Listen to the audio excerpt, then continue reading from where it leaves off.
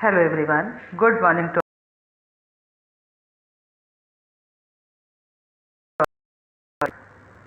One. तुमसे मैं कभी विलग न हूँ। यहाँ पर कवि ईश्वर से प्रार्थना करके अपने मन के विचार, अपने मन की भावनाएं व्यक्त करते हुए कह रहा है कि मैं तुमसे कभी विलग न हूँ। ईश्वर से दूर नहीं होना चाहता है। क्या कहा है, आइए देखते हैं कि प्रस्तुत कविता सुविख्यात कवित्री सुदेश शिवाच के द्वारा लिखी गई है। इस कविता में कवित्री ने परमात्मा से मन में प्रेम की बाती जलाकर प्रेम के योग्य बनने का अनुरोध किया है। उन्होंने परमात्मा के प्रेम में उनसे कभी विलग न होने की कामना भी की है। प्रस्तुत कविता नीलकंठ नामक कविता संग्रह से उद्घृत है। तो आप समझ गए होंगे कि इस कविता में भाव क्या है। चलिए अब हम आगे कविता पाठ की ओर चलते हैं।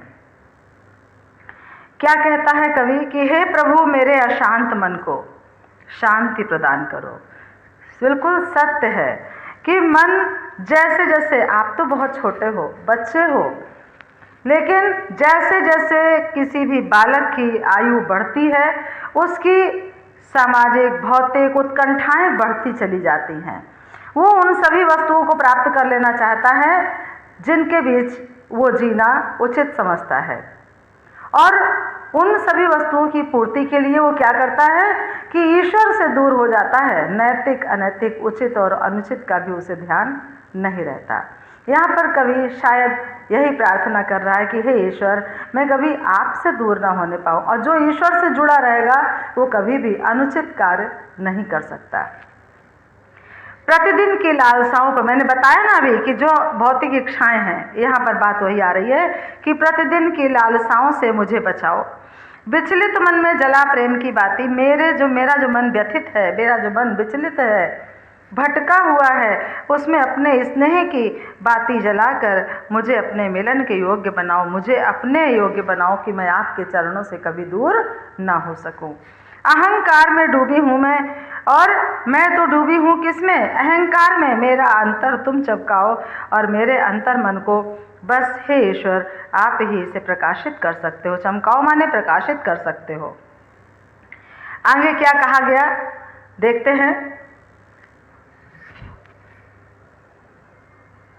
कि विपदाओं से विचलित न हूँ। यदि मेरे जीवन में कभी कोई आपदा विपदा, भाई जीवन चक्र है, सुख और दुख का आगमन आता ही रहता है, तो विपदाओं से विचलित न हूँ। इतना मुझे सबल बनाओ, मुझे इतना बलवान बना दो कि मैं विपदाओं से कभी भी विचलित ना हो सकूं। और कहाँ है मंदिर मेरे घर में? मेरे घर में कहाँ मंदिर है? किस पर्दे में तुम्हें बिठाऊं? मैं किस पर्दे में तुम्हें बिठा दूं? हम अपने घरों में भगवान को स्थान तो दे देते हैं, मूर्ति को स्थान तो दे देते हैं, कहते हैं ये मेरे घर का मंदिर है, लेकिन उस मंदिर में भी रोज पूजन पाठ करने के अलावा, दीपक जलाने के अलावा, अगर आपके मन में उनके प्रेम की ज्योति नहीं जल पाई तो उस मंदिर का होना ना होना बराबर है। कभी यहाँ पर यही कह रहा कि मेरे घर में मंदिर कहाँ है और किस पर्दे में तुम्हें बिठाऊं। उपहास करे सारी दुनिया, फिर भी शंकित ना हो पाऊं। सारी दुनिया मेरा उपहास करती है, मेरा मजाक उड़ाती है, फिर भी शंकित ना हो पाऊं। फिर भी मैं शंकित नहीं हूँ, शंका से भरी नहीं हूँ, क्योंकि मुझे भरोसा है अपने इष्ट का, अपने ईश्वर का।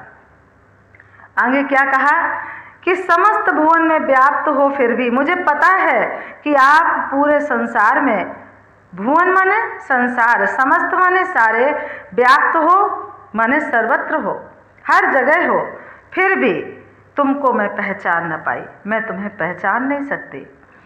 नित्य रूपों में आकर, नित्य नए रूपों में आकर, मुग्ध मुदे नयनों में आकर, कभी हवा के रूप में, कभी सूर्य के प्रकाश के रूप में, कभी चंद्रमा की शीतलता के रूप में, कभी तारों के रूप में, किस किस रूप में तुम मुझे रोज दिखाई देते हो, उसी तरह से मुग्ध मुदे नयनों में आकर मैं अपने नेत्रों को बंद करूं तो मेरे अंतर मन में भी आकर हे प्रभु आप बस जाइए।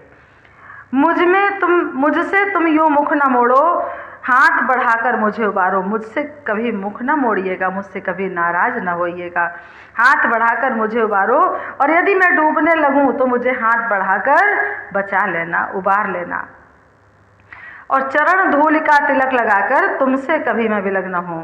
तुम्हारे चरणों की जो धूल है उसका मैं अपने माथे पर तिलक लगाकर सदैव तुमको अपने पास रखना चाहता हूँ। मैं तुम्हारे पास सदैव रहना चाहता हूँ, अर्थात मैं तुमसे कभी दूर नहीं रहना चाहता। हे प्रभु, मैं तुमसे कभी विलग ना हूँ। तो आपने अपनी कविता को देख लिया कि आपकी कविता क्या कहती है। माय डियर स्टूडेंट, आप इसे बहुत ध्यान से पुनः पढ़िएगा, सुनिएगा और समझने का प्रयास करिएगा। Okay class, thank you everyone.